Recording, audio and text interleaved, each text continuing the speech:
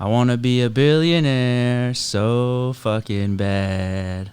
Buy all of the things I never had. I want to be on the cover of Forbes magazine, smiling next to Oprah and the Queen. Any more? That's it. That's all you need, man. Sweet. That's it. Done. Nailed Pain's it. Done. Nailed it. Thanks, man. Thanks so much for opening up the show. No worries. And it's good to finally meet. I know we've only, I guess, does the tone match the text or the DMs or something? Like, you always try to figure out talking to people all through DMs and texting. It's tough. It's weird. Definitely tough. It is weird, yeah. It's weird. I think the majority of people in construction especially just communicate through all these messages back and forth. Yeah, well, now it's just, that's mostly communication is through people is with texting and emails, and that's it. It's not even, really, I think emails are like last. I joked, I think recently, I was like saying, I send out an email, I send out a text, I send out a DM gets responded first. That's true. I didn't respond to your email. That's what I mean. That's what I mean. I'll even make a phone call, and if you don't pick it up right then and there, like you'll try the text, and then you'll try email, and then a DM, but the DM always gets responded. Yeah, well, I guess it's weird.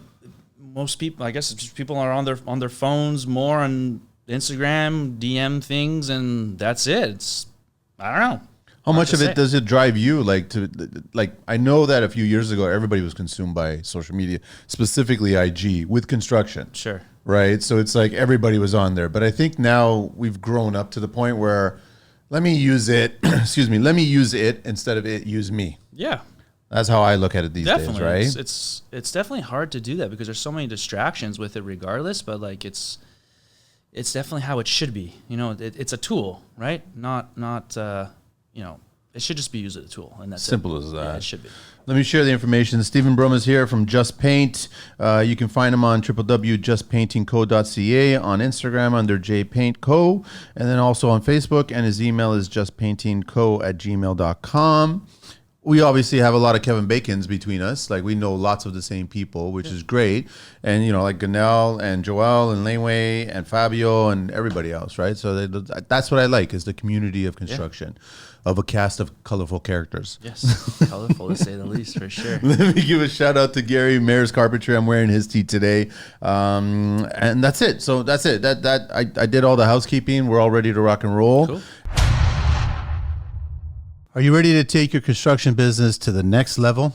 Consider joining the Construction Life's Tradespeople Alliance program, T.A.P, where skilled professionals connect, collaborate, and grow together. Our network is built on mutual respect and the shared goal of always building better. As a member, you'll have access to a wealth of resources designed to streamline your operations and attract more clients. From a 30-minute assessment call with myself to expert consultations in business, finance, and health, we've got you covered. Your business information will be featured at www.theconstructionlife.com, complete with certifications, logos, and geo-targeting to help you reach the right audience. Promote your business with a 30-second advert across TCL's social channels and our popular podcasts. Get exclusive access to TCL networking events and roundtable shows where you can connect with other tradespeople and general contractors, plus enjoy TCL merchandise, member-exclusive content, and a spot in the T.A.P directory online. We're going to promote you guys to homeowners across Facebook groups. Don't miss out on this opportunity to elevate your business. Become a member of the Construction Life's Tradespeople Alliance program today and start reaping the benefits. Visit us at www.theconstructionlife.com for more details, or DM us through any of the social platforms, or text me directly at 416-433-5737 to learn more, and consider being a T.A.P member today. I did all the housekeeping. We're all ready to rock and roll. Cool. And then we're going to start talking about you and painting. And how long you been doing the painting for? I've been in business for 13 years in November. Started from painting, or were you? No, previously, before that, I did renovations with a few other companies and stuff like that. Like one guy, John, he taught me a lot. So I started with him first. My stepfather is a painter. He, gave me a couple opportunities to just put a brush in my hand and just, go ahead, kid, paint and that, just start. and just do it. And eventually, I just started doing my own thing. So after that, just graduated high school, couldn't find work, and that's that. Just got after it. So that would have been like, what, 15, 13 years ago? Yeah. So, or a little bit longer than that? Well, I started in 2010, and I graduated in 2009. High school? Yeah. Holy cow. Yeah. So like about a year after I started. I was like building my first house in 2009.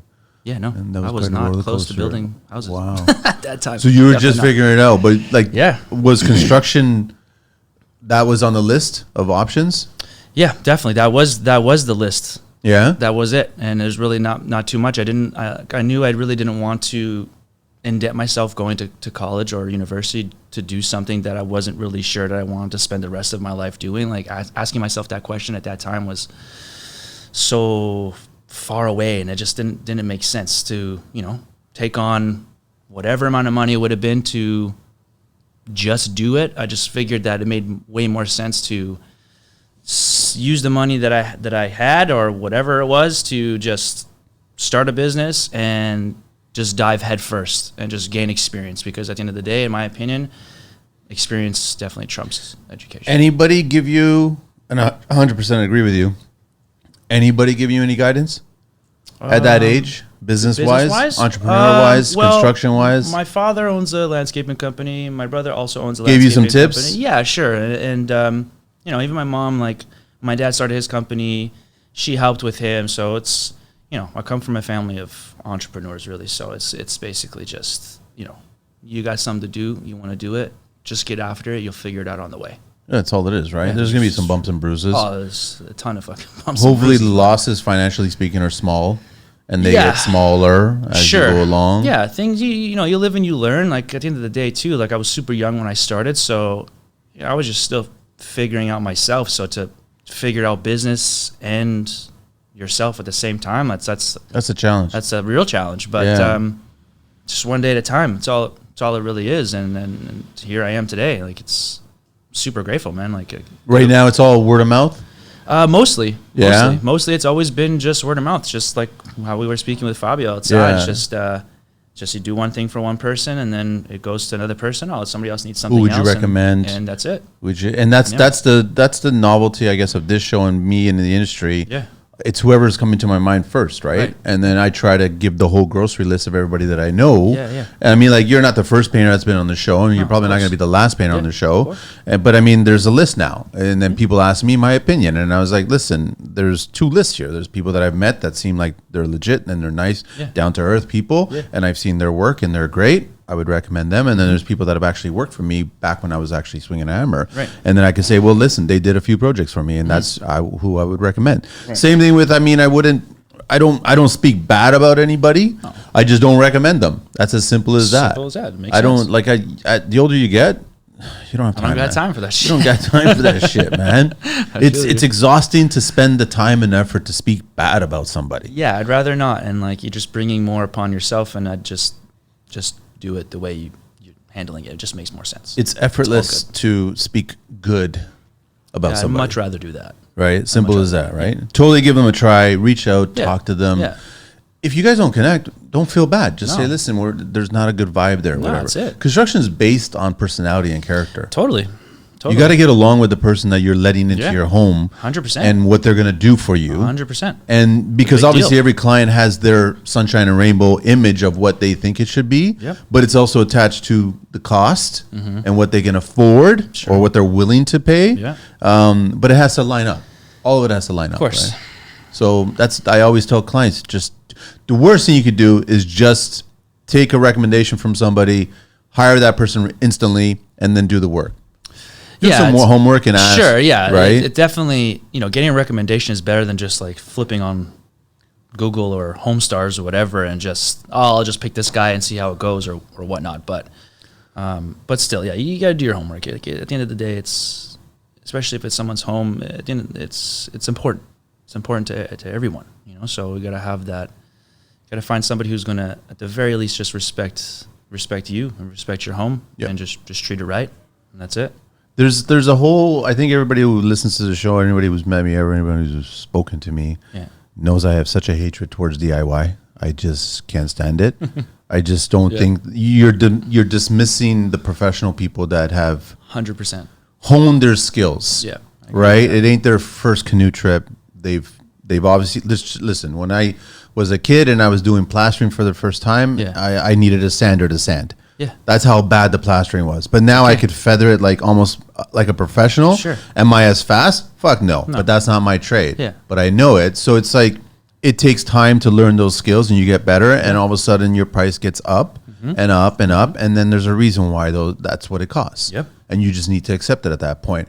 You want to hire somebody cheap? That's great. That's the Kijiji. You go down the road, you hire somebody who's like weekend warrior. They come in, they have a bucket and they have one brush that's probably from the 80s and they're still using that for everything. Yep. Right? And that you want to do that, then great, but don't expect perfection when it's painted. Not. Right? I literally had this conversation with the client yesterday.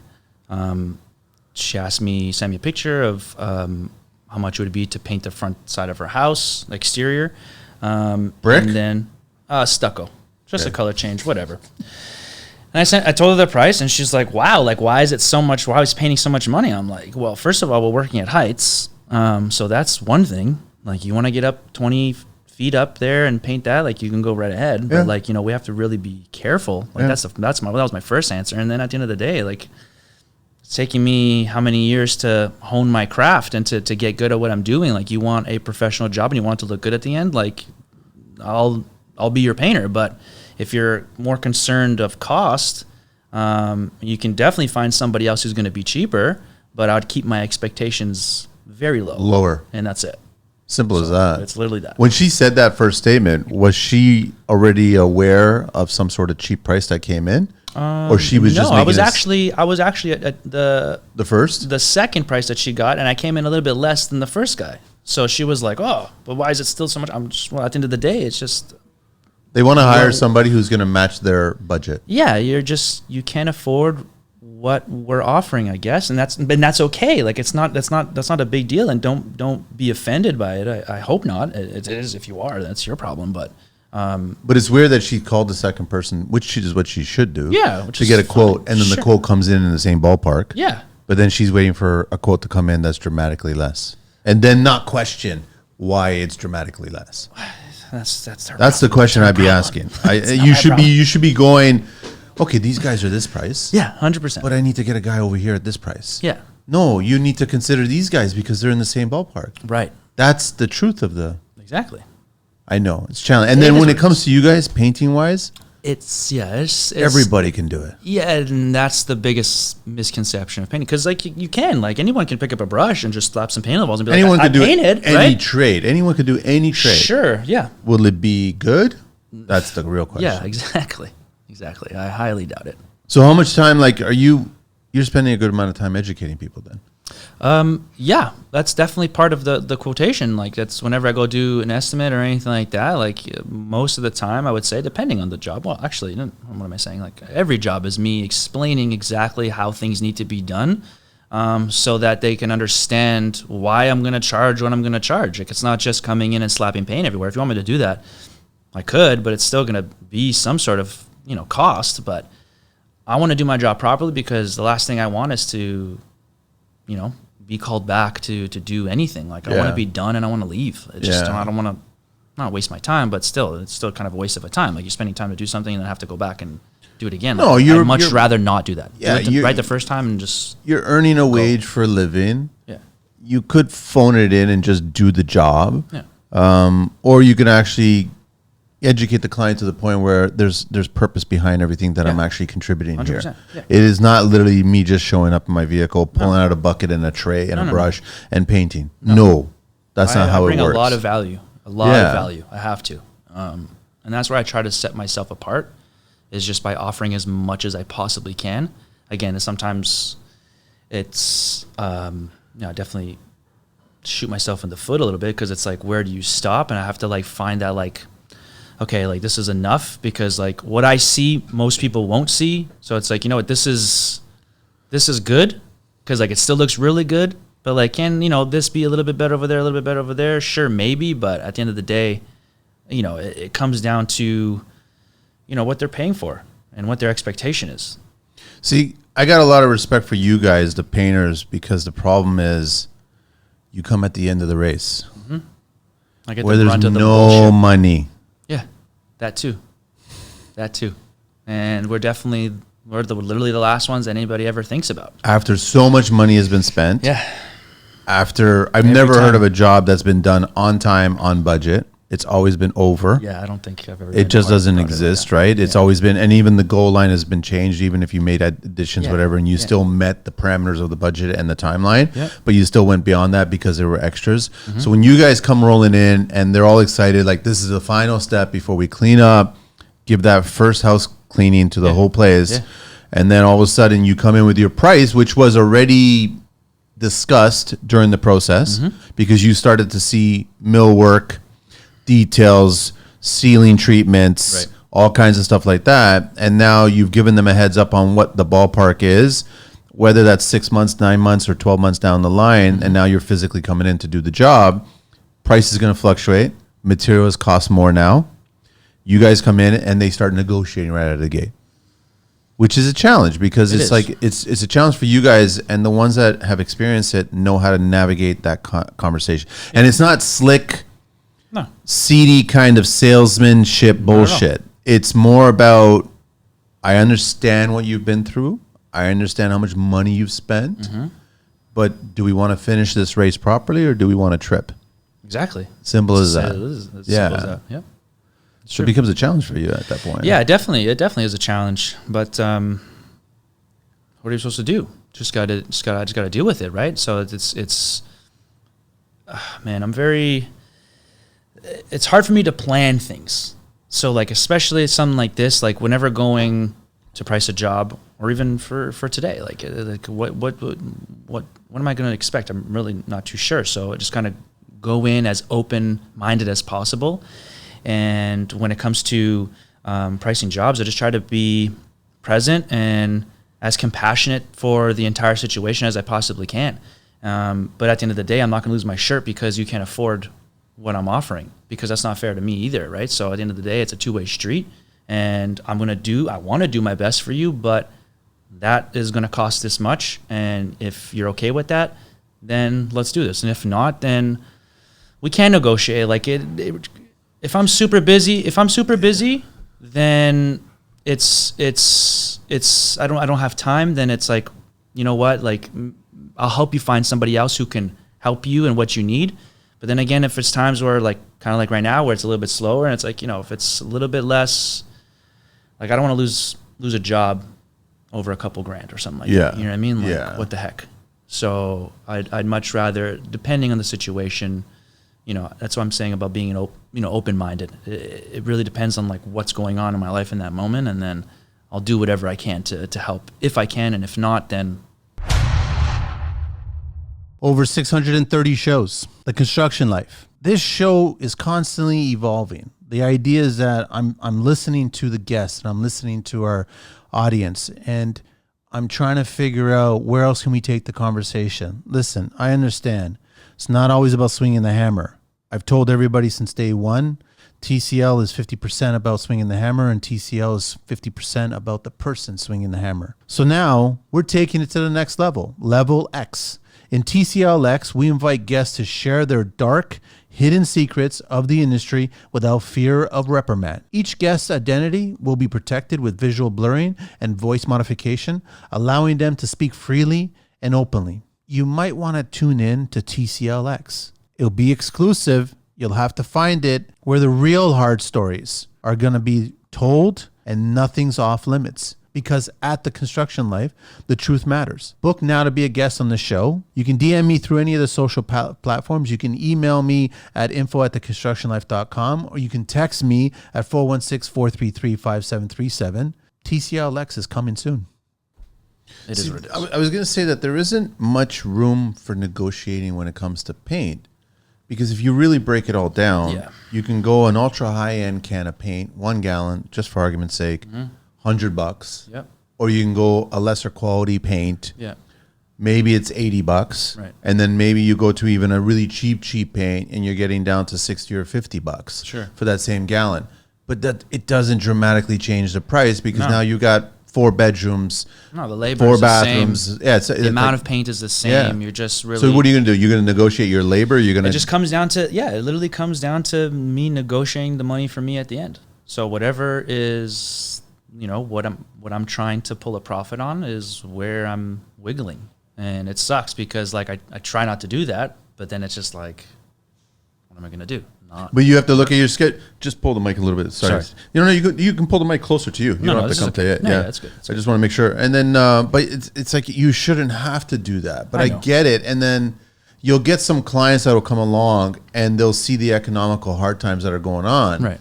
And they're like, okay, can you drop it? Like, you come in, your price is $100,000 to paint this house, right? Brand new house, whatever, which is not unheard of. And all of a sudden they're like, can you do it for 60? And I was like, what are you like? What are you talking about? That's a huge jump. Yeah, that's a huge jump. But then it's a negotiation back and forth. And what are you getting to? You're at 90. You're getting to 85. You're getting like, now you're taking profit away from you, right? Yeah.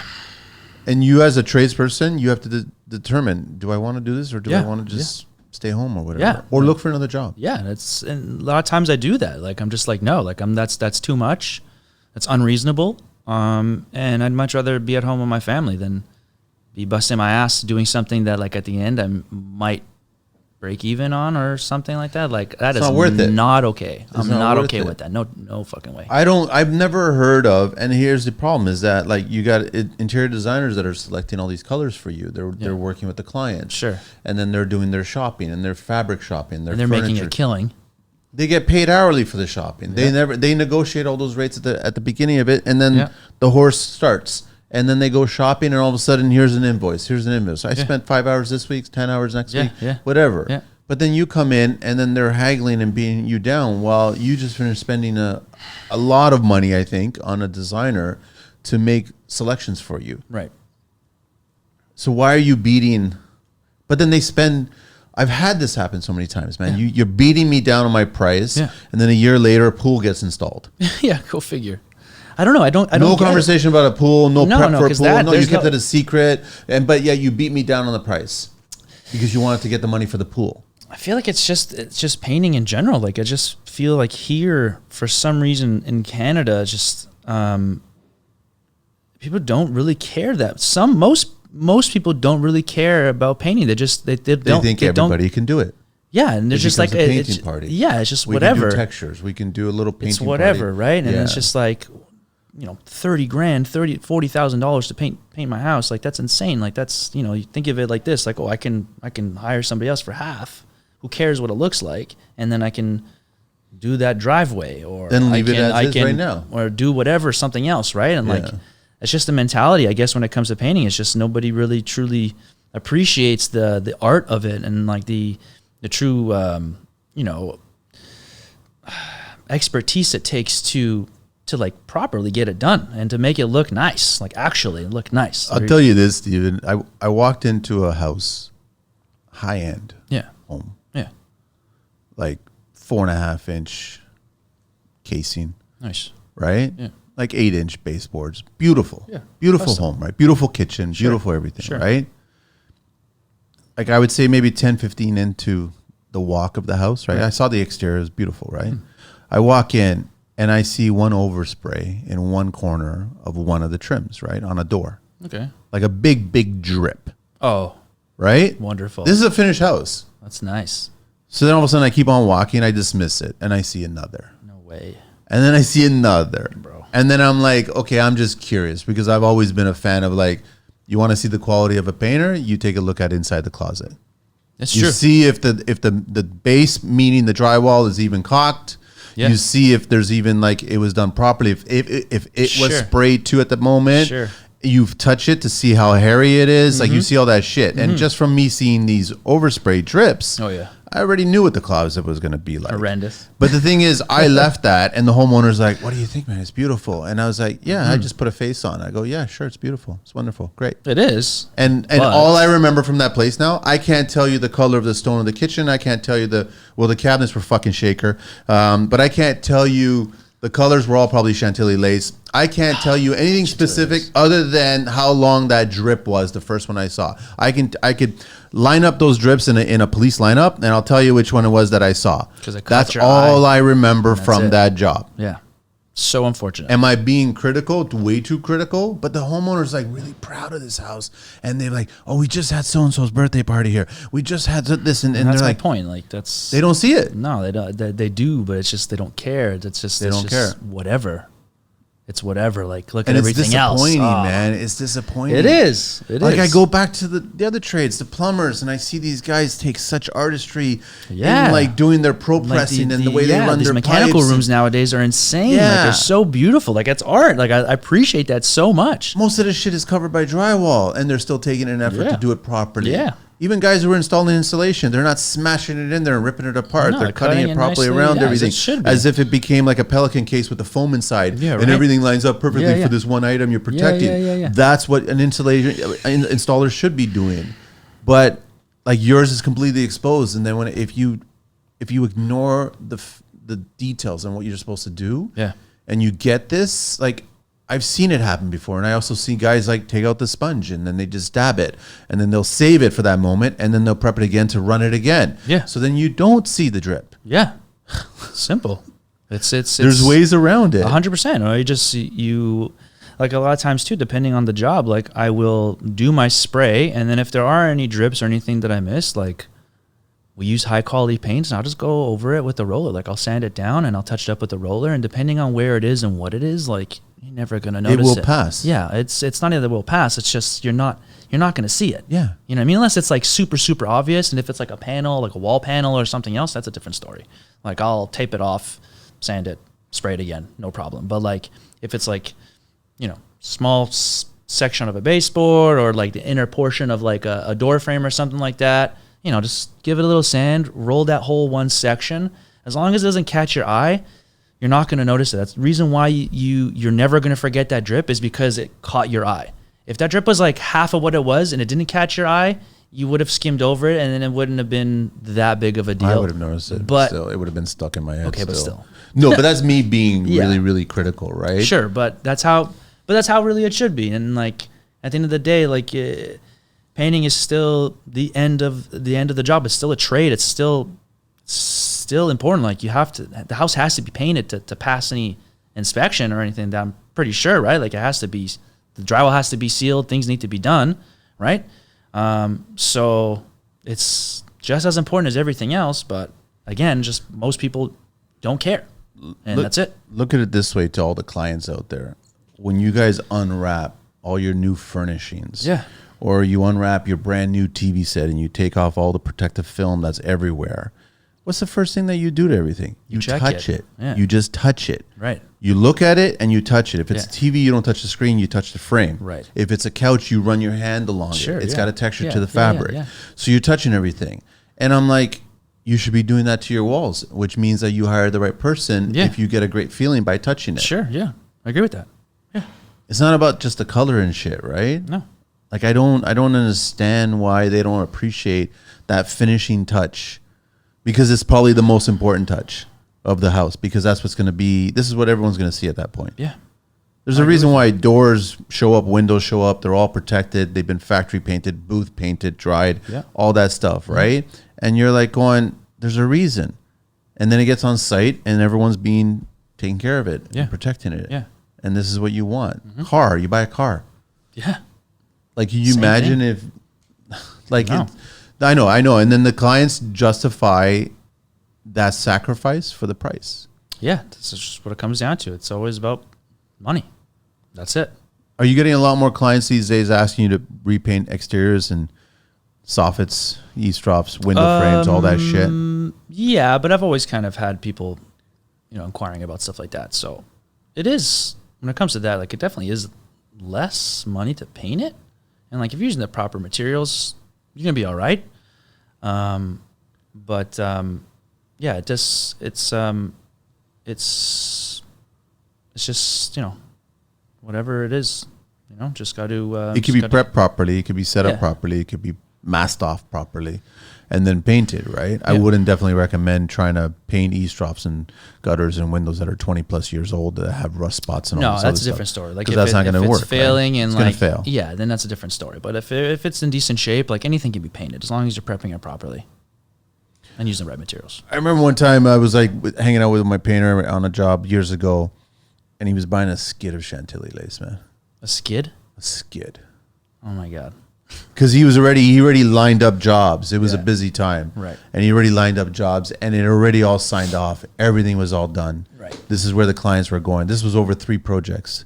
Okay. And I was like, dude, really? Like that much Chantilly lace? And he goes, I can get a better deal if I just buy it right now, all the volume, already knowing that I have to use this and paint it all. That's true. And I'm like, yeah, it makes a lot of sense. So he still charged the right price for that product. Yeah. We saved a few bucks, so you make a little bit of money. Sure. But yeah, he was buying a skid of it. And I was like, oh, God. Yeah, it makes sense. It makes sense. Nobody's doing any bold colors, eh? Nobody wants to take a risk. Kids' rooms? Nothing? Nothing crazy. Like the job we just finished up at yesterday, the one room, kids' room, it was a Pharaoh and Ball color. It's like a bluish gray color. It was actually really nice. They got nice colors. Yeah, Pharaoh and Ball's nice. Yeah. It's nice. Do you like it as a paint? Yeah, I don't mind it. It's good. It's actually a gallon of paint. Like you actually get a whole gallon. Like the cans are bigger than the gallons we get here. So like it's actually the right amount of paint you're supposed to be It's like getting. a bag of Doritos, eh? They're just putting air in it. Right, exactly. No, but it is nice. It is nice, but I'm not like super choosy. Like I have to use this type of paint with, for whatever job. Like I'll usually whatever the colors the clients pick, I'll go with that brand. Did they ever ask you your opinion because they didn't bring on a designer? Yeah, they That have comes many up. times. Yeah, sure. And I'll be completely honest, but at the same time, sometimes I don't. I'm just like, they're like, oh, we want this. And I'm like, and then I'll just kind of just navigate what they're looking at to help them in that sense. But like to steer them in another direction, I tend to not do that because I don't want to, my style is different than other people's style. So It's not my house. This is your it's not house. exactly. So if this is what you're looking at, if you want my opinion, I kind of like that one a little bit better. But like at the end of the day, it's your place. We'll do whatever the hell you want. We just had Enrico in here from Bella Italia, who does a lot of surfaces and micro cements and concrete stuff's treatments and all this other stuff. Like they're really good stuff. And, Yeah.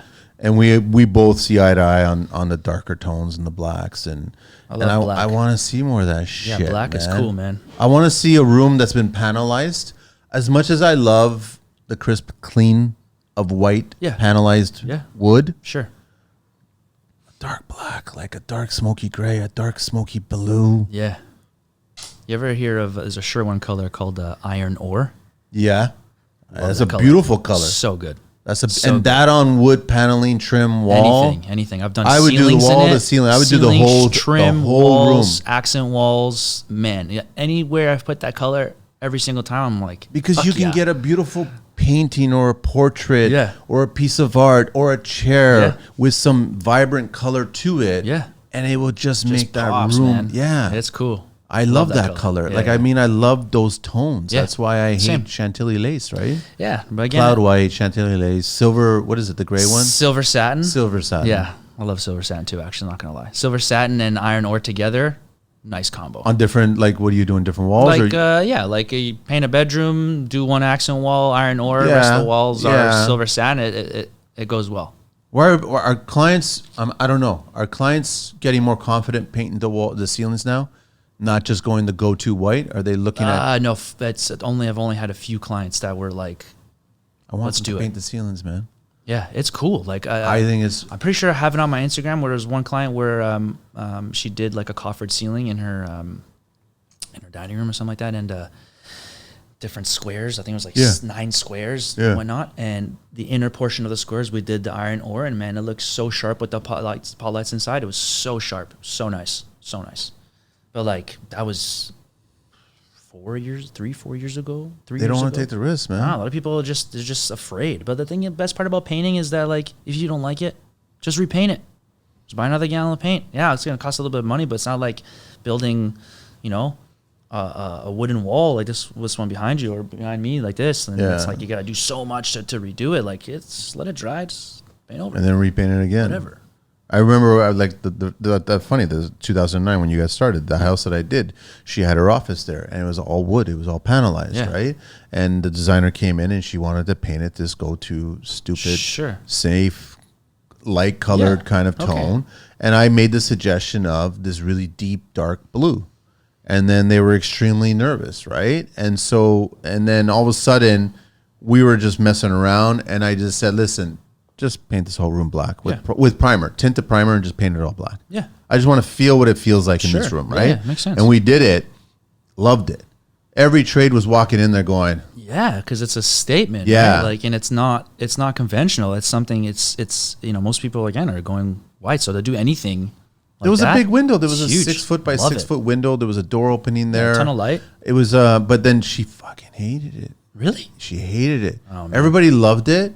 And then I just finally, that was just a primer. People are I just said. boring. I know. And then she just said, I finally convinced her. I was like, listen, I'm going to paint it blue. Yeah. I don't care. I'll take the risk. Sure. If you don't like it, we'll repaint it to whatever color you want. Yeah.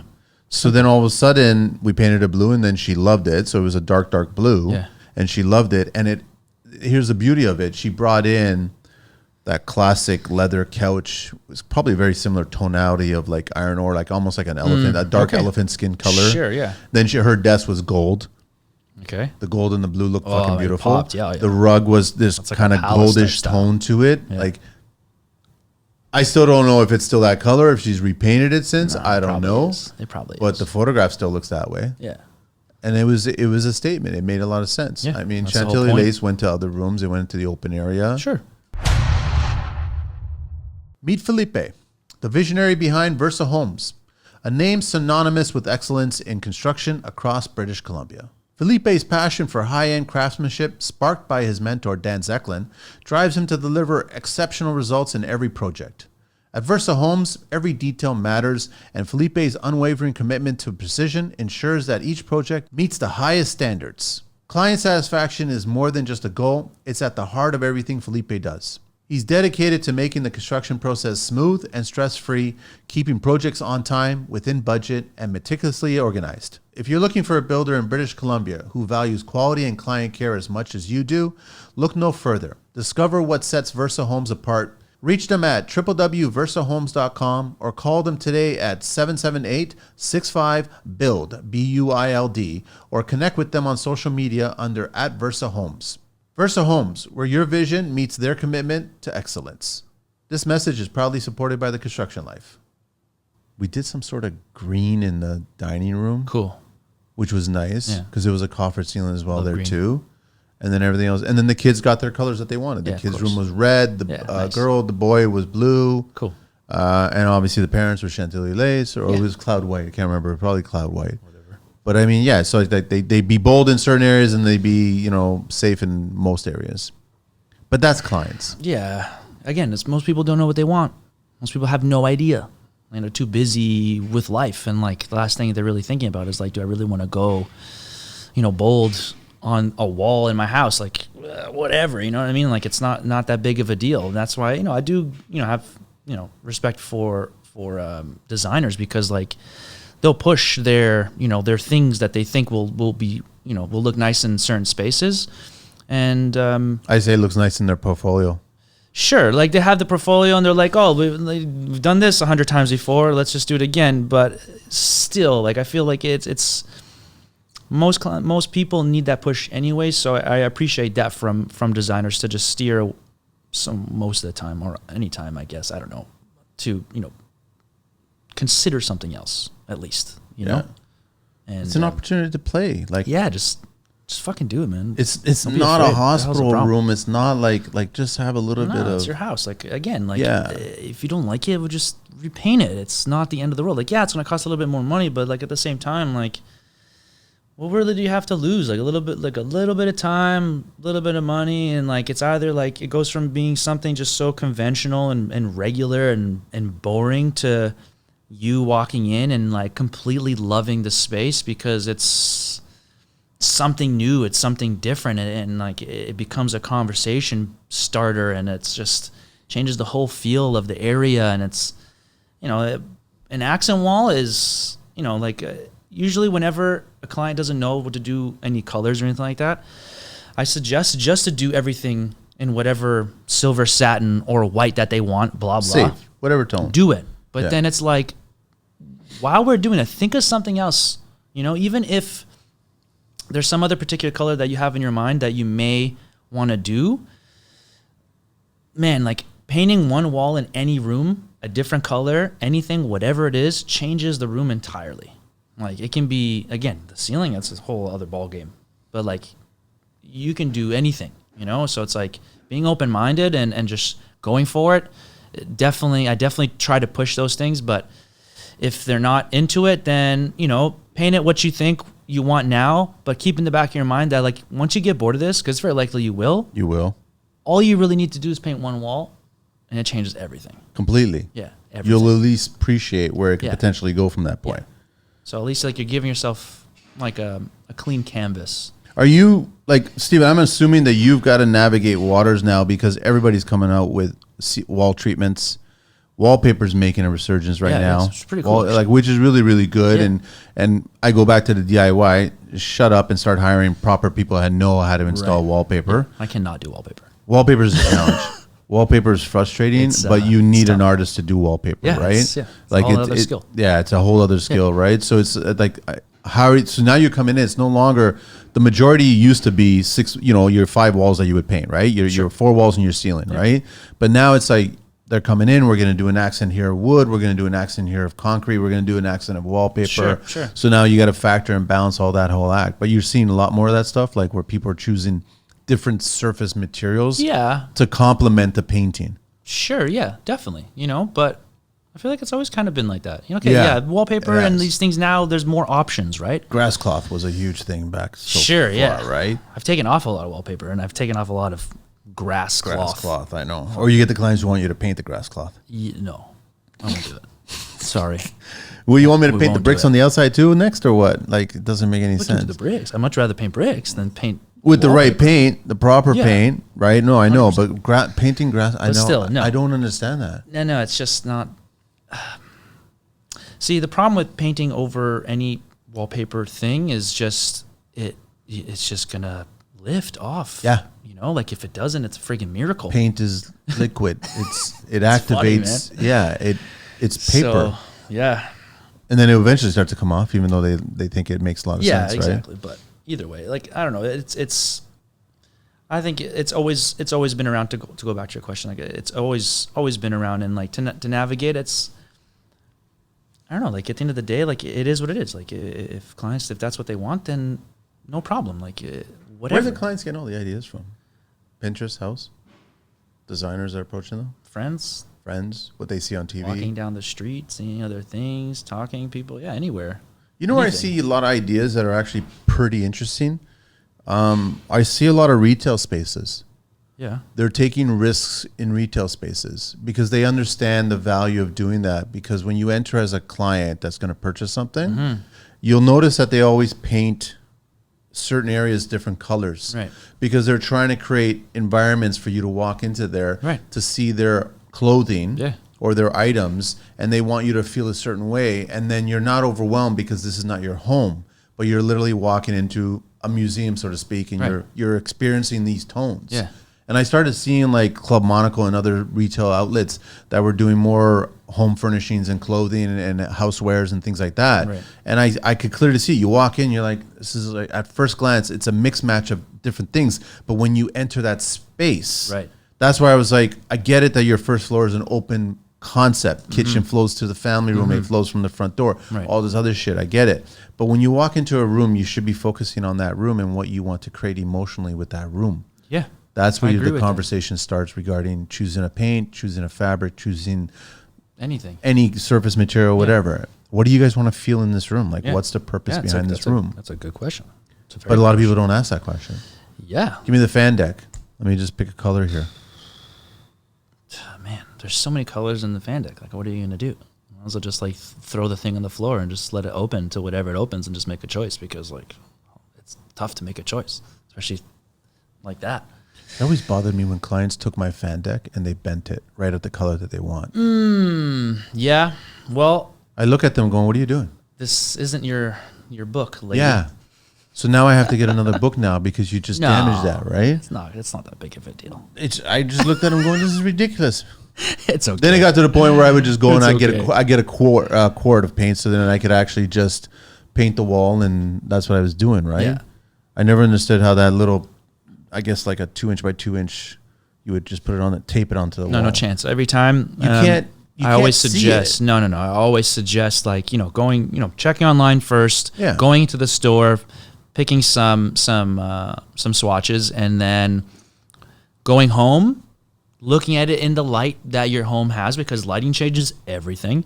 And then getting samples and actually putting them up on different walls. And like, because like one side of the wall is going to look one way because the way the light hits on that particular end, and then it will look completely different on the other side. So put them everywhere. Not I always did it center in the corners. Yeah, because I want to see what it comes in the corner. Yeah, right? exactly. You need to, and I always suggest to put up samples all the time. I always told them too. Listen, if you guys are finding these colors online, I need you to look at it on your desktop, your laptop, your iPad, Yeah, your because they'll phone. look different. You guys need to realize if that's the same color that you guys are looking at, 100%. because the settings in each of those devices might be slightly off. Yeah, which and then you all of a sudden go, wait, hang on a sec. And then light comes into play as well too. So if you want to start talking about painting built-ins or something like that. Oh yes. Oh, actually, it's light and size of the built-in boxes will affect the color. If you're choosing a color, even it affects whites. I've seen like bright whites. I've seen Chantilly lace, and you built a built-in. It's getting painted. It has light in it, and you've got one square that's one size. You got the next square that's below it. It's a different size. And all of a sudden, you turn the lights on, and the client's like, "How come that? Why'd you paint that one box different color than the other? It's all the same color. It's the same. The volume of space with the light bouncing around the same color creates a different color. Yeah, it does. That's where I go to and then you start educating them on the emotional side of things. Yeah. Walking into this room, the size of this room, height, length, width, the color you're choosing, the fabrics, everything like that, it's all going to factor in. It all ties in. It all ties in. That's what you're always educating, but they don't really want this conversation. They just want to paint it, finish, It move in. depends. I don't know. It depends on the client, man. I've had some client, again, it depends on the client. Some clients care enough to have these types of conversations, and some don't. And that's it. It's just literally walking through the door like I'm not judging anybody, but I'm trying to get a feel for the person and what they're trying to accomplish, So, I ask questions, and then depending on how they're answered will be how I'm going to continue my conversation and or suggest and price at the end of it, 100%. But you ever had a client commit to a color, you masked it, prepped it, painted it, took it off, hate it, and then asked you to mask it, prep it, paint it again? Yeah. How many times have you painted the same room to get to where they want to get to? No, well, it doesn't happen very often. I've seen it 3 times. Which is client fine. Does that, like, depending on the job, like if it's something where I'm like, okay, it's not a big deal, like I'll redo it, but like most of the time, like I'm gonna have to charge you for it. Oh no, there's fees on all of it. Yeah, I'm gonna charge you. No, there's always a fee, like to remask it, because I've had this situation where it's like, can we just take all the masking off so then we can see the whole thing? Sure, okay, we'll take it all off, and I don't like it. Well, we're gonna change it. Okay, fine. So we'll remask everything. We're repainting everything. You have to. You're saving a little bit on the prep, but there's still some prep that I have to do. It's still work to be done. Yeah, and then we can repaint this car as many times as you want, but there's a fee associated with that. It hasn't happened that many times. Like I've seen it 3 times. Maybe only a handful of times, to be honest. Which was frustrating for the painters at the time, because as you know, you put so much effort to get to the point of the finish. Yeah. And then you take care of it to the point of the finish, that once it's done, it's finished. Yeah. Unmask it, and here you go. Voila. Exactly. And now at that point, they're saying, I don't love it. And then, okay, well, we'll repaint it, but there's a cost. Yeah. Simple as that. Has to be, yeah. We can paint it as many times as you want. Sure. But even then, like, timing is a huge factor. So as well, if we have time, then yeah. If we don't have time, then it's something that we're going to have to potentially come back and do and or not do. It is what it is. Like, people still painting stripes and patterns and crap like that. You can tell how much I like that occasionally. Yeah. It's not super popular, but I've done it a good handful of times. I did one kid's bedroom. Yeah. We did the bottom half blue, top white or whatever. It was probably like 3 years ago, 4 years ago, something like that. But like a wainscoting or something like just it's literally like 4 feet up all the way around, and that's it. Was it trim painted the same blue, or was it? No, the trim is all white. White. It's just that blue on that bottom portion, and that's it, bottom half.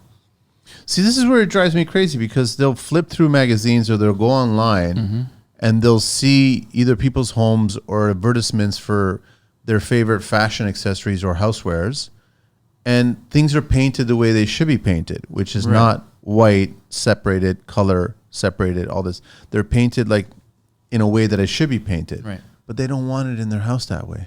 But that's what they look at online. That's what they find attractive online. Yeah. So they just don't want to put it in their house. Online is a different world, man. Yeah. It's way different there. Real life is But much they should better. be taking those tips from that, right? Like that's how They should, yeah. But, it's just like people should be taking tips about everything else in life, like food and Yeah, water and that's a whole everything other else, world. But it's people are going to do what they want to do, and we got to let them do it, I guess, to some extent. Attention aspiring tradespeople and entrepreneurs. Looking to break into the skilled trades or start your own home service business? Meet Trade Links Consulting, your go-to partner for success. At Trade Links Consulting, they're passionate about helping you find the right trade, build your business, and mentor the next generation. Whether you're exploring your options or ready to take the plunge, they offer tailored career consulting and startup guidance to get you on the right track. Visit them at www.tradelinkconsulting.ca today and book your personalized strategy session. Your future in the skilled trade starts here. This message is proudly supported by the Construction Life. Clients talk to you about VOCs and stuff? Occasionally, and I usually bring it up depending on like what kind of like application we're doing. Like say, like not too long ago, we were doing a job where there was a baby in the house, or there was going to be a baby in the house. So we're trying to get things done before the baby showed up. Of course. We used everything with zero VOC just so it could like dissipate, quicker, and it wasn't so, smelly in there. Yeah. And that's it. But most of the time it's not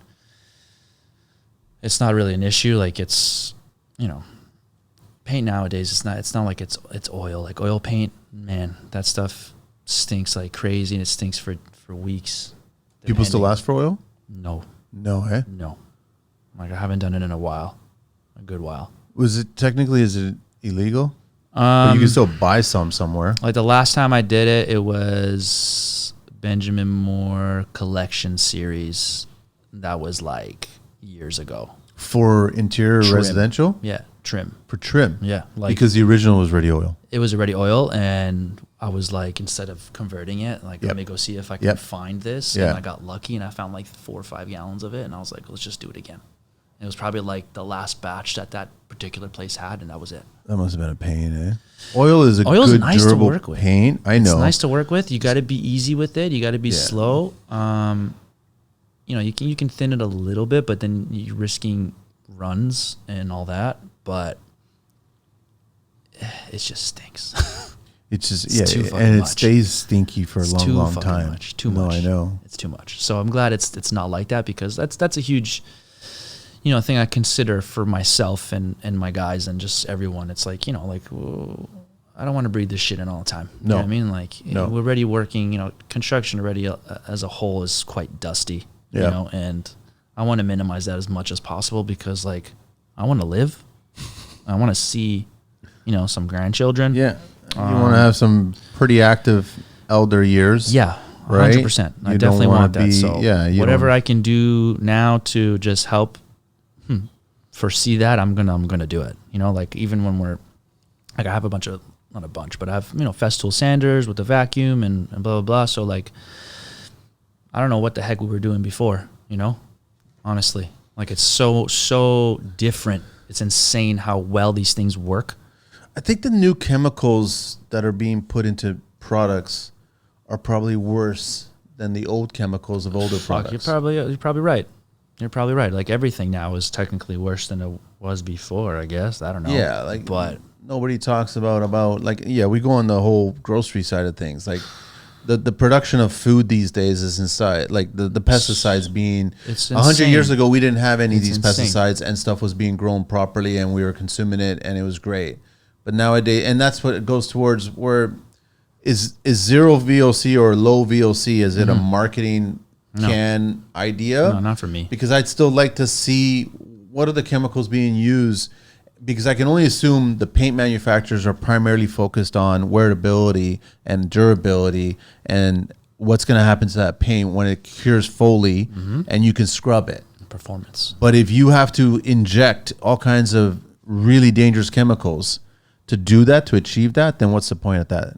I'll repaint the wall with a safer paint, but I don't know. It's still chemicals. Paints is still chemicals. It is. At the It's end of not the old day, school. It's not like when you were in grade school and you got a box of chalk. It's not watercolors, and man. you broke up the box of chalk and you added some water to it, and that's how you got your colors, I right? wish it was that easy. It's not. It's all chemicals now, right? It is, and that's the harsh reality of our trade, right? Like you just got Airborne too, fine particles, breathing it in. Yeah, there's really not too much that can. Well, you can obviously wear your PPE and do all that, but like, how often are people actually wearing their PPE is the real question. Like, and wearing it properly. Well, just having facial hair. Yep, that's technically you're not supposed to have it. It's not proper. You got to go full face now. Yeah, and a proper face one that goes behind it, around it. So I have respirators. I have full faces. I even have the 3M, like it's like the suit with the air. Yeah. So my father-in-law's gonna be upset that I forgot the name of it, but it's a hard hat. I have the hard hat version, and it has a tube that connects to my like battery powered filter that wraps around my waist. It's like a friggin' Batman belt. I know. The thing is awesome. I love that thing. So whenever I'm spraying, I only wear that. Because you never inhale any of the airborne fumes, right? Listen, it's not like not never. You know what I mean? Like I got to take the thing off eventually. Yep. So it's like I try to take it off outside or depending on where I am. But sometimes I have to take it off inside. So it's like there is that transition period of me leaving. But it helps so much. So much. Like that thing's saving my life. 100%. I don't see a lot of people. I remember a few years back when construction social media used to be all this rage and everybody was on there and everybody was showing off their skill sets, and all of a sudden it became everybody showing off tools, and then everybody became about showing off proper PPE. Yeah. And then there was that one company that created that filter system. It was like a red tube kind of thing, Buildex or some shit like that. I don't know what it was, right? Okay. They went belly up. They went bankrupt because the filters were too expensive and you had to constantly change the filters. Well, yeah. And like any bad product that's designed, you made a product that was still expensive to purchase initially, but you made it extremely expensive to maintain it with the filters. So the whole idea was that if there was all kinds of airborne stuff, it would just go through this filter. The problem was that you were constantly changing these filters because it was shutting down the machine, so it wasn't doing it properly. And the cost associated with these filters was way too high. So builders were like, that just disappeared, went to the wayside. So everyone started making Frankensteining their own things, right? Nobody's talking about that now. Yeah. Like I personally don't like... I get bothered by dust now because I've been in the environment for too long. That's why I know I'm bothered. I get bothered by sometimes certain tool sounds because I didn't really do proper things when I was using the tools. Okay. So it eventually comes at you later on, and you don't want that. But if I were to walk on a job site and I see just a wall of dust and I see people working in there, I'm going to speak up. I'm going to be like, what is this shit? This ain't right. Yeah. You should be like... negative pressuring this thing or something like that. Yeah, or at least just vacuum the shit up. Like, I can't, like, even when first thing we get on a job site, depending on the builder, like, part of my negotiation at the beginning is that, like, you need to vacuum all this shit up. You're left with a place that's relatively broom swept. Yeah, at the very least, you know, swept. Ideally vacuumed. Yeah, and, like, depending on the contractor, which I've been very, like, lucky to work with some really good guys, so most of the time this is what I get because they're very nice. It needs to be like, even if it's not, we're vacuuming day one. I don't care. Like, I don't want to walk because if there's drywall dust on the floor, you're walking around, you're picking that shit up. It's blowing in the air. It's inevitable. It's gonna land on the paint. Yeah, it's there. So before we do anything, I want it to be clean in here because I know we're going to be making more of a mess. So instead of just adding more dust to this dust, let's get rid of this dust, you know, make our own dust. And then in between, we're vacuuming. I'm not going to say we vacuum every day or something. Depends on the job, of course. If it's someone's home, then yes, we're vacuuming constantly. You have to. But like if it's a construction site, like we're the only ones there, or the trades are working, and blah blah blah, in a custom home, and it's not that big of a deal. But still, I still want to clean. I don't want to have to wear a mask all day. Like I'd rather just things be clean. Shit, like it's not that hard. It's literally that's it. You know, my mother I hear my mom in my head just clean the fucking place up. That's just how they were. They didn't like working. They didn't like working in messy situations, right? whenever my dad was doing stuff or I was hanging out with him, she'd be right behind cleaning. Yeah, you know what I mean, moving tools, and you got frustrated because of the movement of tools. Because that's peripherally you knew where the tool was, and then when you went to go reach for it, it's not there anymore because it got moved because it was spent. Right, and you're like, you look around going, okay, yeah, fine, the place is clean, but the tool was moved, and now I got to go further to grab the tool. Yeah, I know that's how we are. That's how. And if you probably were in a time machine, went back in the job sites, sure, there was smoking, there was like wine or whatever, all that shit. But you know, for the most part, the sites were pretty organized and clean because they knew that it affected the work, right? Yeah. Everybody was on board.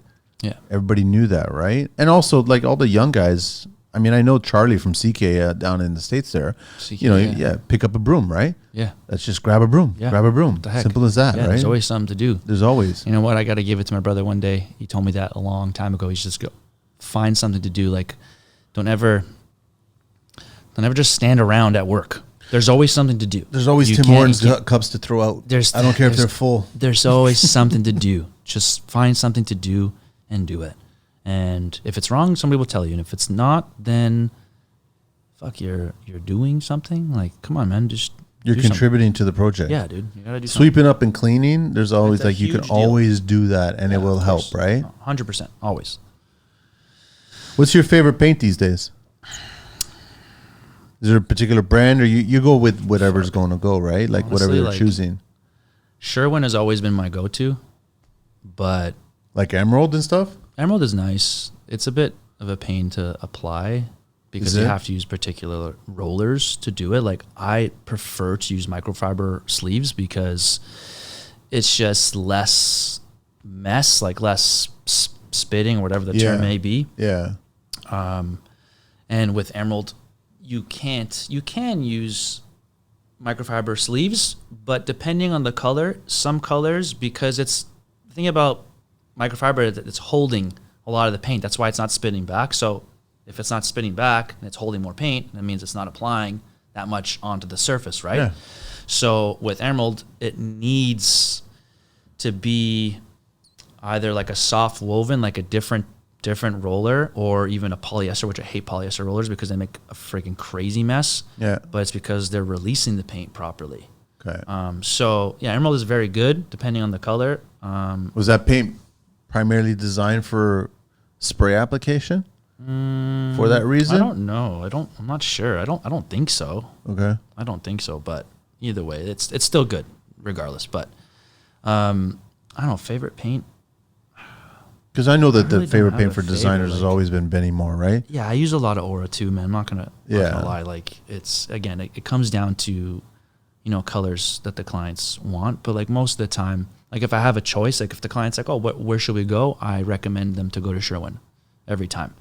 But if they have a designer or they already have colors in mind and it's most likely Benjamin Moore colors, then we'll just go with Benjamin Moore colors, and that's it. You ever had to sign the contract where you had to commit to a brand that they wanted to use? No. I saw that one time before. No. Like even your primers, they all had to come from Benjamin Moore. You could not substitute it. No. The designer was like so strict on this shit. No, never. I've never encountered that. Never been asked that? Never been asked. I've seen it and I was like, no. Wow. I usually use like, even if the clients want Benjamin Moore like wall paint and like trim paint, I'll still use Sherwin primers and ceiling paint, because Sherwin ceiling paint by far to me is better than Benjamin Moore ceiling paint. Like even the waterborne, whatever the heck it is, that Benjamin Moore, there's one particular ceiling paint that Benjamin Moore has. It's pretty expensive. I forget what specifically for ceiling. Yeah, it's a ceiling paint, but like it's thick. It's hard to work with, in my opinion. And so what's the ingredient in a ceiling paint that determines whether it's a wall or a ceiling? I'm not sure, but like for me, for ceiling, like it's got to be like flat, like ultra flat. Yeah. Like that finish needs to be very flat. And one, it makes it, it just looks good, right? And then touch-ups are important because like people move in, trades are still working. Yep. So I find that Sherwin Promar ceiling paint touches up the nicest so disappears? Far.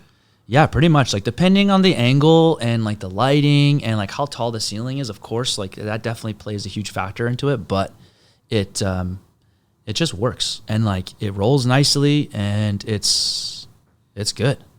It's great. I've always been a fan of Sherwin. I think Benjamin Moore is probably the last on the list for me because it's more market driven, right? It's more designer driven. I always found that it's a good paint. I'm not dismissing 100%, it, but I think that I think Sherwin and even Dulux is a better paint. I think it covers better. Yeah, Dulux is right. Their Diamond series, I think it covers really well. But then again, they're attached to PPG, which is attached to industrial coatings, which you would make one factory, and you've got all kinds of serious chemicals. That's what I'm saying. Is like what chemicals are going into? I don't know, man. I have no idea. Products, right? I have no idea. I just don't know. Meet Jonathan Sinelli, the visionary behind People First Leadership. Jonathan is not your average leadership coach. His People First Leadership approach focuses on putting people at the core of your strategy, creating workplaces where teams thrive and achieve outstanding results. What sets him apart? Jonathan is a master at asking thought-provoking questions that spark genuine conversations and challenge conventional thinking. His deep empathy helps him understand unique challenges and guide people toward impactful solutions. As an accomplished author, media host of the People First podcast, and seasoned project management expert with a background as an electrician, Jonathan offers unparalleled experience and practical insights. Whether you're interested in a one-on-one coaching or breakout room sessions, Jonathan customizes his approach to your needs. He also travels the world, speaking at conferences and business events, inspiring leaders with his dynamic presentations. Discover how People First Leadership can transform your approach and ignite your team's potential with Jonathan Sinelli. Call Jonathan at 416-717-4139 or email him at jc@jonathansinelli.com or reach out to him on his website at jonathansinelli.com. This message is proudly supported by the Construction Life podcast. And that's something that I guess we need to like look into more. I just, quite frankly, like at the end of the day, it's not that I don't care. It's just like I'm just interested. I'm curious. It's got to be one of those things. You just got to answer your own question. I guess just like figure it out and just call or research whatever platforms or anything that needs to be, looked at and get those answered. But like, again, I have no idea. You ever use Seco? I've used Seco a few times. Yeah, I like Seco because it reminds me of Farrow and Ball, and when I look at Farrow Ball, they're not very durable paints, but they're very good quality paint. Man, the way Farrow and Ball finishes off is wonderful. It's like the way it just like I don't get so it nice. What they do, right? What's so in nice. There? Yeah, but you have to like it's funny. Like I find with Farrow and Ball, you have to like cut a wall and like roll the wall immediately right after, because if like that cut dries for too long, too much, and then it will like be a little bit different than the roll. Really? Yeah. So you're cutting and rolling at the same time? It's just a little bit like a short amount of time between the cut and the roll. Like you can't like cut and then roll the next day. No. You know what I mean? Like it has to be done within that period of time for it to just like match properly for whatever reason. I have no idea. Again, because what chemical is doing that? Really? You'll see it? Yeah. Sometimes like you can see the difference between the cut and the roll, and like I don't know why. But they're like I can only assume they're old school manufacturing process, right? I'm assuming. Sure. But then again, you're dealing with a whole world that corporations get gobbled up and then they take over, and then it's all about profits, right? Yeah, exactly. So then they're like, yeah, we get it that you got a 200-year-old tradition here and you used to make paint by, grinding it through your molars or some shit like that, but now we're going to change things, right? We want it to be done with this machine that we just got from China, which makes it faster, smoother, whatever, right? Yep. What other? So there's like, so, and who else is out there in the market wise? Why? Like for residential. Sure. Who's in Europe? Like who's? I'm assuming.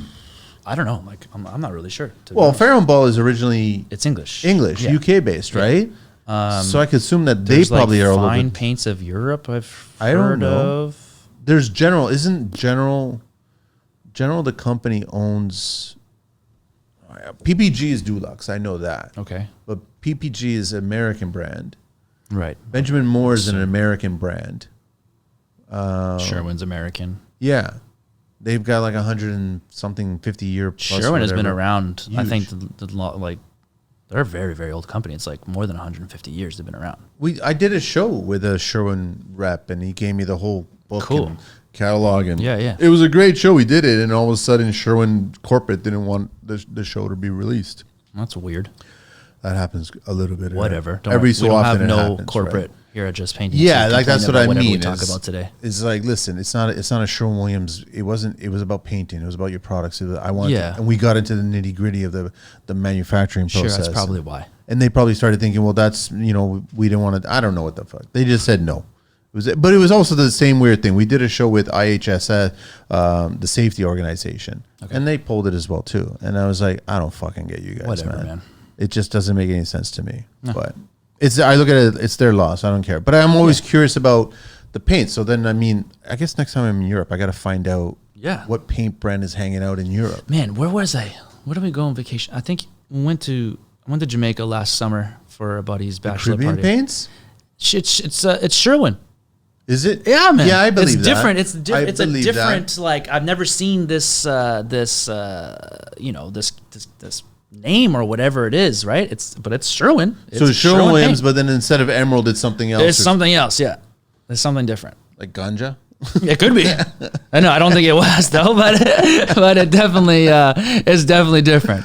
But it's still Sherwin. But they're down there, right? So that's 100%. what I mean. Is like you got the whole Caribbean market, you got South American market. There's got to be South American brands. And I know for a fact that, well, not for a fact, but I'm pretty sure that Sherwin is much more popular in the United States than Benjamin Moore is here. Of course. Yeah. I think Benjamin they own this market here, specifically Toronto. Yeah. Probably even Vancouver, because it's designer driven, right? Yeah. But in the States, Sherwin-Williams, I think, is number one. Everyone lives by that. Yeah.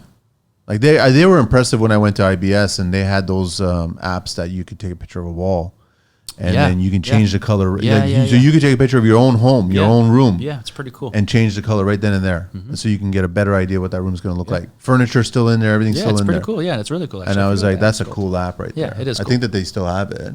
But anybody with I don't know. I gotta maybe reach out to Saskia. I gotta reach out to people that have been in Europe and ask them what paint products that they're using. Yeah, I know in Europe, the caulking that they use is called SIL. Is it SIL? SIL. There's a huge company in Europe that does that, right? Because over here it's DAP, right? Well, yeah. So everyone's primarily using DAP, or I guess it would be PL, right? Different versions of PL, whatever. What caulking are you using? I usually just use the caulking from Sherwin, which is what most of the time they have different. Oh, they have their own brand lines, but they have their own caulking. So like they have like 850, 950, Powerhouse. Yeah, I know you're talking about. I've seen the 850. They have the green one where it's like the urethane or something. I don't know. That one's pretty good too. They're all good. I usually just use the 950 of the Powerhouse, and that's it. Majority of trim these days, it's always step or flat stock? Yeah, depending on the builder. Odd job is you'll get a few reveals. You might get a few. Yeah, it depends. Depends on the builder. But so the majority, though, is always the Toronto step. I would say the last year, it's been flat stock, everything, which I don't mind. It's easy because you take the machine. Yeah, that's it. Makes it significantly easier. I'd much rather, have the sanders sanding than my hands. Of course, I'm still obviously using it, but it's way different. And there's this one particular primer from Sherwin. It's a universal millwork primer that I love using because it literally, you can use it for wood, MDF, everything. You spray it on all trim, and then it sands so nicely. So nicely. Better than Scuff FX, whatever it is? The Scuff X, but man, I used to only use Scuff X for my trim, so that'd be my top coat, and I'd still use the Sherwin primer. But Benjamin Moore actually changed the formula to Scuff X, and you can't spray it anymore. And because of that, it can't spray anymore? You cannot. You can spray it, but what I've heard, and I've actually had this happen to me years ago, but with a different color. But when you spray it, somehow for some reason it leaves it looks like craters on the surface of what you just sprayed, so it dries with it's the weirdest thing ever. Like a bubble that bursts? It looks like something you sprayed the trim, you sprayed the door, and something like was flying around in the room and just like landed and made a crater, like exactly like on the moon. So weird. So since they changed the formula, I haven't used Scuffix. I literally was using Scuffix for every single Did you bring job. it up to them and tell them? Oh yeah, I'm not. Yeah. And what was their? They don't know. They didn't know. They don't know. Like depending on, well, I've only gone to the one particular location, and they're just like, they changed the formula. This is what it is now, and that's it. I'm like, okay. So then I just have to figure out an alternative. And all of last year was me literally experimenting different top coats for spray. And what a pain in the ass. Scuffix was so good, man. Yeah, everybody they was using fucked it it up. Like, I'll say it just like that because they really fucking did. It up. I thought like, they it caused fixed it, so though. much headache for me because of whatever the hell they did. And like, I had finally gone to the point where it was like, okay, spray, custom home spray job. We're using Scuffix 100%, pearl finish most of the time. And I was doing, I still do, most of the time, depending on the client, 2 coats primer. So spray 2 coats primer, do my caulking, whatever, and then just do one nice spray of Scuffix on top, and it would look wonderful. Can you do another top coat? Of course you can. Yep. Of course you can.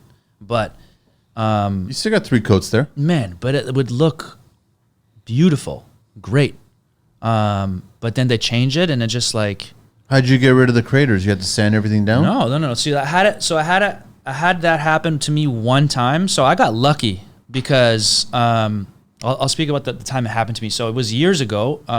Actually, at Will Gannell's house, he was doing an accent wall in his bedroom, and it was a darker blue color, and I had masked everything off, like blocked off the whole area and whatever, and I sprayed it, and primer went perfectly fine, no big deal. And then we sprayed Scuffix in that color, and it was leaving craters. Like, we had to use a different paint after because it just didn't stop doing it. So that was the first time, that was the only time I ever had that. So you did a encounter. second coat to see if it was And it corrected? did it again. So we did sanded it it exactly again, the same. Did it again. We got another gallon, think it was the gallon, got another spray machine even, it did it. So we did like 3 attempts, and then we had to like change the paint to use it. We used Advance or whatever, and it was fine. So it was something wrong with spraying Scuffix in that particular color. And that was the only time I ever encountered it. And after that, I still sprayed Scuffix, but only in whites. And I never had the issue. And then last year, I actually went to Benjamin Moore to go and buy trim paint for a job that I was literally going to start. And when I got in line to make my order, there was another painter there who was literally freaking out about this problem to the people at the store, telling them what the hell happened. And I overheard everything. And then the guy working there told me that he's not the first one that's come in complaining about this. They changed the formula, and I was literally one purchase away from being that guy and dealing with that shit. So I ended up using something else. I just use Advance, which Advance is very good, but it's very hard to spray because it just loves to run. Like, that thing should be in a running contest. Because really? It's fucking insane. It's very thin? It's a hybrid, right? It's an oil water-based. Acrylic, whatever crap. Fuck, man. It's tough. Like, I can get it. I can do it well on trim. For some reason on doors, like, you have to, like, you cannot do the 1 coat finish with that shit. You have to do 2 coats. It has to be 2 very light coats. It's just a pain in the butt. But it is what it is. I digress. And you never used the Scuff FX ever again? No, I haven't. I have not. And what did the reps say? What did they like? Did they? There's nothing. They must have been just addressing all this. It is what it is. Yeah, they have to just rectify whatever had happened to the people that were using it at that time, and that's it. But like, again, I got lucky, man. Like, no, I've heard guys like had to do a whole house all over that's again. Fucked. Because you get in the mindset, and look at all the time and effort upset. that you spent to try to friggin' trial and error, figure out what's wrong here. We changed the can, we changed the sprayer, we changed our technique, and all of a sudden we're still getting the same problem. No, the problem is the material, and that's it. Sometimes it happens. And paint. Hey, man. Like, I want to know what the reps did to. I have no idea. Help you guys. Well, because I didn't. Other than give you free product. Yeah, in that moment. So when it happened to me that particular time, they just comp me more paint. That doesn't do shit. And that's it. And it worked. But whatever. But like, that one wall is different than an entire house. Like, and those guys, like that one particular guy that was there when I went to go buy the paint, and the problem happened to him. Like, I have no idea what they did for him. Like, I'm sure they must have had to have done something, because that guy was fucking pissed. And it makes sense, because like, because you spend hours, all the time and effort hours, and then to go back into sand, uneven surfaces. Oh man, it's oof, no thanks. So you fixed it by using a different product over it. Yeah, and that was it. And then it fixed. Yeah, and it sprayed as it should, and done. Were they like microscopic? Like how? No, man. Like literally, you could see it if you're standing right in front of it. Yes, like it's the best way for me to explain it is literally like looked like little craters. It looked like something was like flew off or and then it hit was in the air while it and was like wet. Yeah, it landed and just like boom right on the wet paint, and then just like a little indentations everywhere. Hey, homeowners and businesses, are you looking for top-notch tile and stone services you can trust and count on? Consider the expert tradesperson behind the Tile Guy GTA, Omid himself. He takes pride in delivering quality service and professional installation on time and on budget. From mosaics to large slabs to custom niches and miters, the Tile Guy GTA has you covered. With years of experience and a commitment to excellence, Omid and the team at the Tile Guy GTA are your go-to professionals for all your tile and stone needs. From full waterproofing solutions of every possible product to the finish, grouting details, even a hint of design recommendations when the client needs to hear the truth. Call the Tile Guy GTA today, 647-716-5062, or email them at thetileguy.gta@gmail.com. This message is proudly supported by the Construction Life. So weird. What a pain. I know, no thank you. I'm good with that shit. I can't stand it how like certain, do they not know that this shit's going to happen? They must test this. They must spray it in their conditioned spaces and then all of a sudden see this cause and effect and then go, oh, you know what? It should be fine. Put it out to market. No. It makes me wonder though, like why change it? Like what if nothing was wrong with it, money, then why would cheaper they have chemicals, changed it? You know, cheaper like process. And because of that, they're gonna lose out. Like literally, like I have not gone back. I've been using less Benjamin Moore because of that. Because like I spray quite a bit. Like I always like a custom home. I'm pushing to spray the trim 100%, just because it's a lot to paint. You know what I mean? I'd much rather spend the time, prepping and spraying than cutting and rolling. It's just I'd much rather. And like the finish is incomparable. Yeah. But yeah. So since then. It's funny that Sherwin actually has a product called Scuff Tough, which is their like answer to Scuff X. Scuff Tough? Yeah. Okay. And I used that on the last job I sprayed. Yeah. And it's good? I did the same thing like I would do with Scuff X, and it literally came out the exact same. Like Scuff X, it was a bit smoother of a feel. Okay. But like it looked and performed the exact same. So, have I found an alternative? Yeah, I think I have. So that's the one you're gonna be using. I'm gonna for now. Like, yeah, I think it's kind of limited on sheens. So depending on the sheen that the client wants, like I think it's just satin. Eggshell is satin. I don't know. I know it's limited. It's not. There's not the whole range. So there's no high gloss. Fuck. There might be, dude. There might be. I don't know. I'm not sure. I want high gloss to come back. High gloss is a pain in the ass. I know it is. It's so pain. It separates the men from the boys. It's just like, I guess, but I love the way high gloss. I'm a high gloss youngster then. Yeah. Because like you got to be a bad man to be able to make that shit look good, man. Real good. Real easy to fuck it up too. Yeah, as it is with anything, but like the gloss is just, it makes it that much tougher.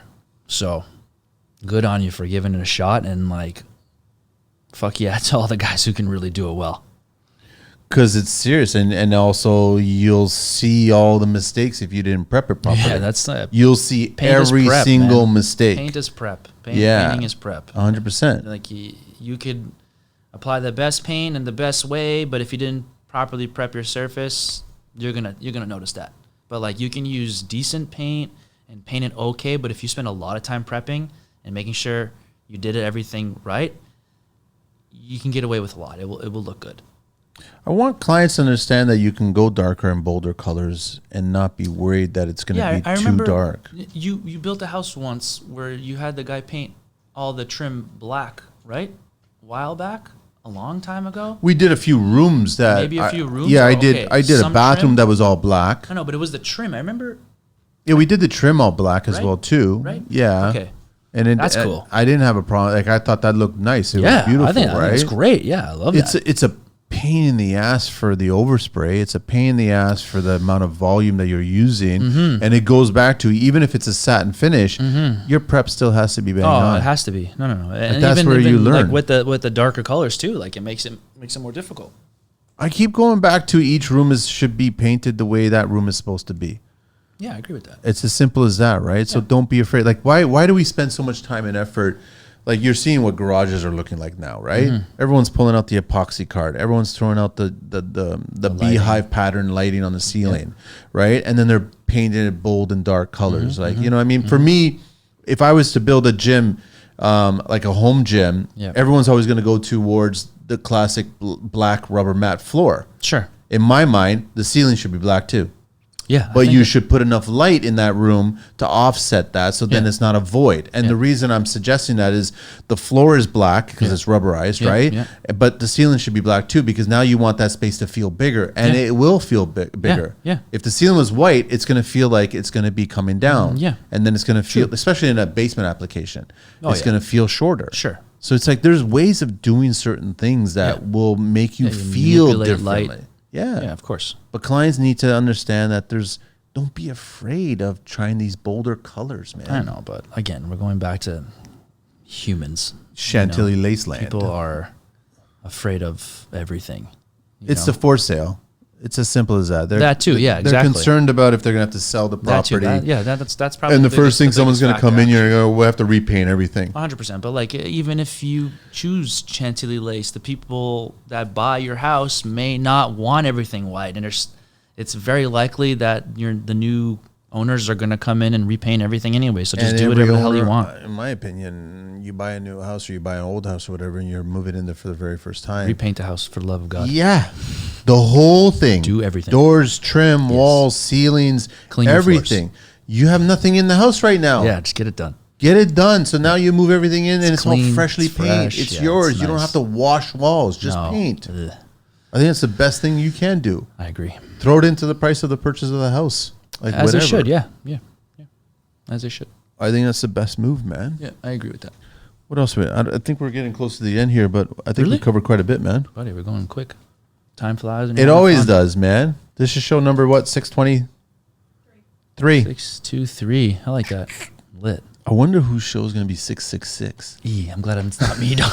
That's fun. Hopefully. Maybe I should get Mikey. Back. I'll get Mikey to come back on 666. I'll come the day after or the day before. No problem. It's going to be like the 14th floor or 13th floor on a condo. Nobody be lives on the hilarious. 13th floor, right? Yeah, no, I don't. They physically do, but it's numbered 14. Right? Right? So, no, Does man. it really make a difference? It just got me thinking, who am I going to get for 666? I'll come. Don't worry. I'll make sure I wear my chain just like this. I am now. Don't worry. We'll just cancel all that shit out. I got to do the 12 questions, Steven. All right. Let me Just Paint, www.JustPaintCo.ca, on Instagram under JPaintCo, Facebook Just Painting Co, and then his email is justpaintingco@gmail.com. If I was doing a painting company in Jamaica, I would totally be putting drugs associated with the names. I don't know. It makes sense to me. Why not, man? You know, or at least like YOLO. food, like Food? a gallon of ackee and saltfish. You know what I mean? Like I gallon? would just be associating with food or something like that. A gallon? Oxtail brown. We got oxtail brown. That's hilarious. Man. Hey. Now I'm offended people. I know, then- right? I was just thinking. But now you got to go all the islands. So you got to go Bajan, and then Nah. you got to go to like St. Vincent. You got to go all the islands, right, and figure out their sour sop green. You know what I mean? That must be a nice green. Sour sop is lit. What's your favorite construction word or phrase? It is what it is. I hate that phrase. You I like know. that? I don't. Well, it's not that it's my favorite. I guess yeah. It is. Well, it is. Everybody says it and it annoys me. Fuck. It's just. So, never I use is it what it so is. much. I don't know. It's just sometimes it's just like there's no answer, and that's the only answer. And What did we say before that's we said it. that? I don't. Nothing. That was. It's just time started, and then Shit happens. That I think happened, that's today's and that was version it. of shit happens. Sure. That's what I think. I think that's today's version of shit happens. It is what it is, man. Back in the 60s, 70s, everybody was saying shit happens. Least favorite tool? A ladder. I fucking hate ladders. I hate ladders, but I need a ladder. You need a ladder all the time. All the damn I time. totally forgot to even ask you about, like, what's your favorite paintbrush? What brand are you with? I used to use Picasso brushes a lot. Who makes them? Picasso. Are they expensive? Not really. About More like 20, or less than 25 Purdy's or bucks. what? Like, yeah, about the same. That's the same equivalent. market? Yeah, Okay. yeah. And then there's another one now that I like using that Sherwin has. It's like a yellow bristle, but I forget what the name is. It's a yellow package. That's a good one too. But I think I know you're talking about. I'm trying sure, to well, it remember the name doesn't of matter because like I don't remember the name, so I'm sorry for that. But either way, Picassos are good. Are they still selling that stupid roller with the feed, the auto feed from the spraying? Yeah, I think they do that. They still sell that? Yeah. So you never have to dip it in the tray again? It's constant. And then feed. having to clean the spray machine and like deal with that shit. Like I don't know about you, but cleaning spray machines fucking suck too. Like that's just too much time. Is it bad? Here's a question, because I've seen this all the time.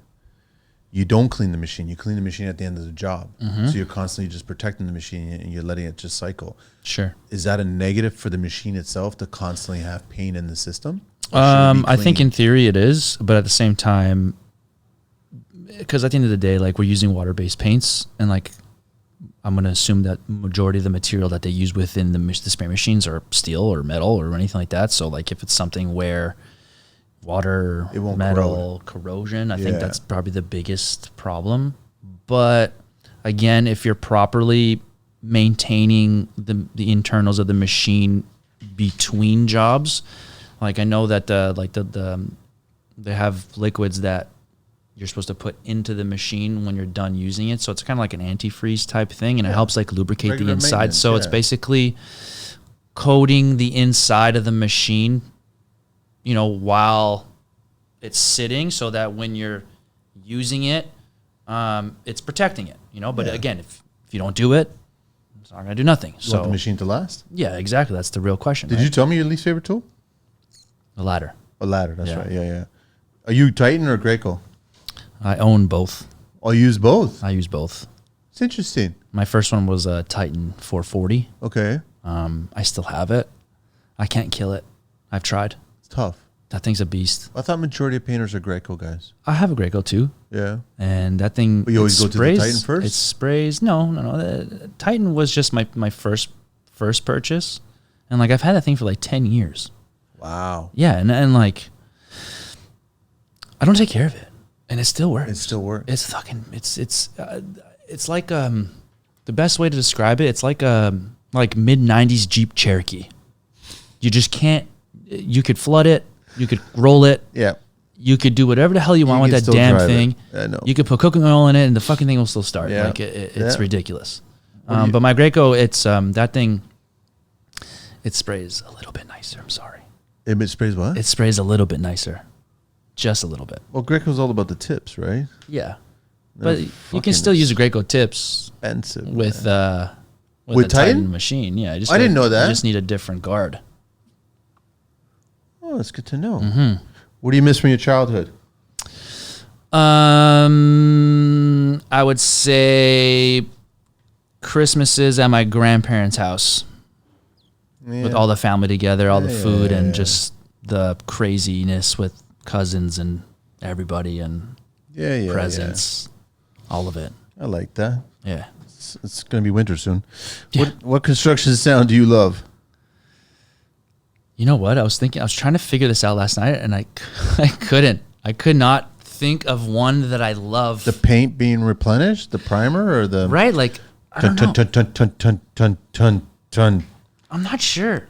Let me think. Better than like some it's something else. I don't know. Maybe. I've had painters say that the sound of the roller rolling perfectly on the wall. Yeah, that was just thinking that like I always found painting very therapeutic. Yeah. Very relaxing. You're in the zone. Yeah.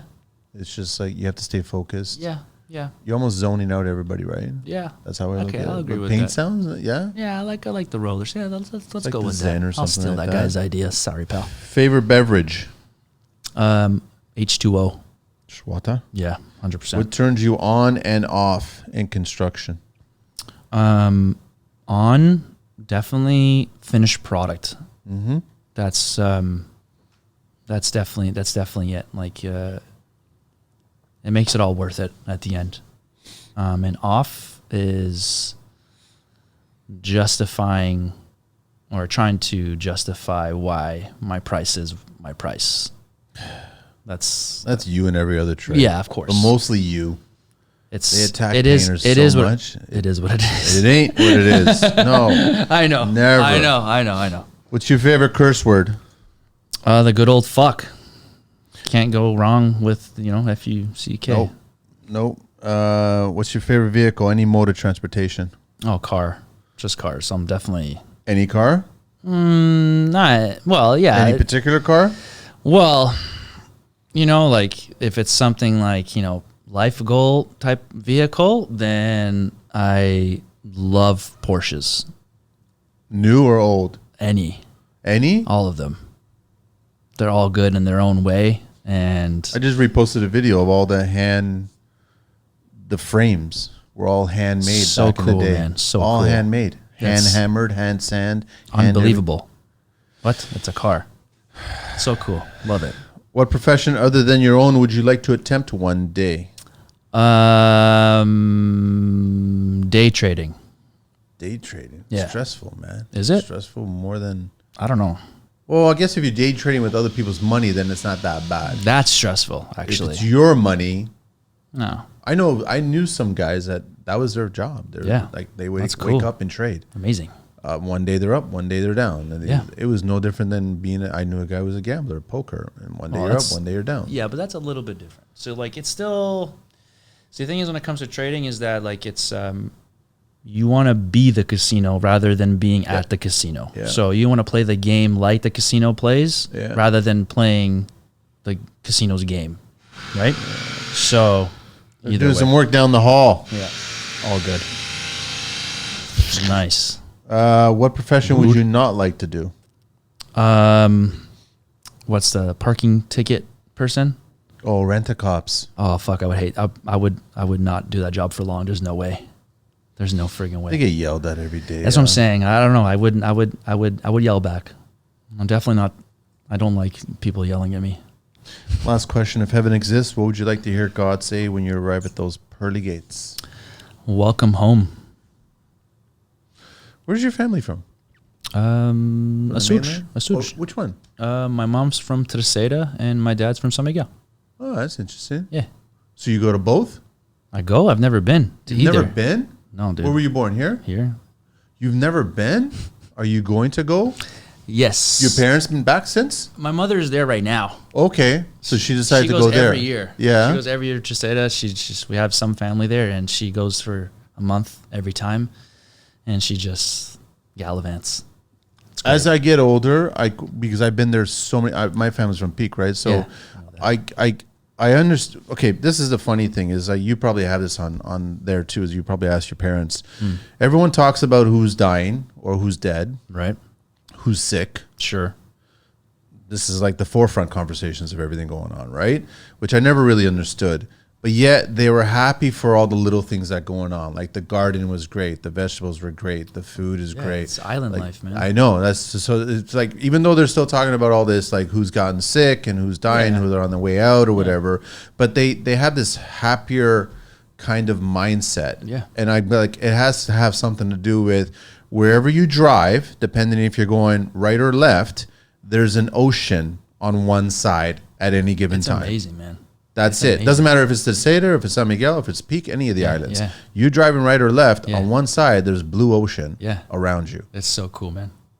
I'm definitely going. Like we were actually, planning on going next summer and like doing like a whole family thing. So speaking it into existence right now on this microphone. We're going to Portugal next year, and they're probably gonna have a do blast. it. Just do it. Like I mean, yeah, it's like it always just comes down to the cost, right? But like, man, it's really not that much.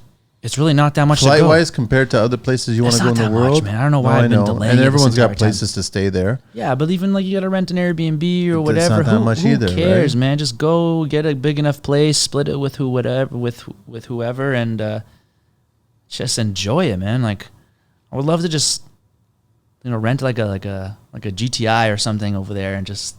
Most likely boot it's around. Thick. It's thick, yeah, I know. Love standard. Standard GTI would be amazing. I love it. But who's it tell me? It was Gary was telling me recently, like the last time I was there 5 or 6 years ago. Yeah. And I think I rented a car for 60 euros a day. Okay. He goes, man, it's like 150 now a day. And I'm like, holy shit. Why? euros a day.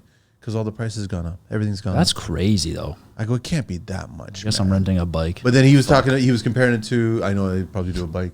He was talking about because he has the family, everybody. So he had to rent a van. Well, yeah. I'm talking about a Ford Focus. Sure, yeah. I don't care about the family. No, so I just want a car so I can get point A to B, yeah, right? But, and the van wouldn't be stick anyway. You wouldn't want to drive Who it. the hell wants to drive a van in the first place? Well, you got the family. Everyone's got to go. No, I'd rather rent 2 cars and that's it. True. And drive around in a minivan. No, thanks. Thanks, Steven. I appreciate it, man. No, thank you. Are you going to the job site next? I'm actually going golfing with a friend after. Nice. Yeah. It's a good day fun for day. it. Hell yeah, great day. Because the days are winding down now. Yeah, so I got to take going advantage into of it. September soon. So. Yeah, and I actually have a tournament next weekend that I have to practice for because if I'm I don't. not a golfer, man. Are you any good? I'm not terrible, but like I'm not. My answer to whenever I hit a bad shot is, who the hell do you think you are, Tiger Woods? Because like I don't practice like that or whatever, and like golf is definitely a game. It's a game of millimeters. Like it's literally, it's so tough, but yet it's so satisfying when you finally just line up a proper shot and you connect. It's ridiculous. Like it's hard to explain. I never got to that point. I just don't like the swinging, and I get it. I don't get it. I get understand it. It's a business thing too. It's also hanging out with people. Yeah, and that's another talking it's stuff. great. Like I love hours and hours. Love that. I love it all. Everything about golf is exactly up my alley. Well, have fun. Enjoy it. Thanks so much for making the time to jump on the show. Thank you. I'm sure Fabio's going to be listening to this one. We didn't talk about him. Oh, well. It's not all about you, Fabio. Yeah, it's okay, buddy. Thanks for showing up today and eating my nuttish, but it's fine. Whenever you want. Thank you so much. I appreciate you bringing them in, man. It's always welcome, right? So appreciate it, man. Thanks, Steven. Thanks for having me. That's it. We're out of here.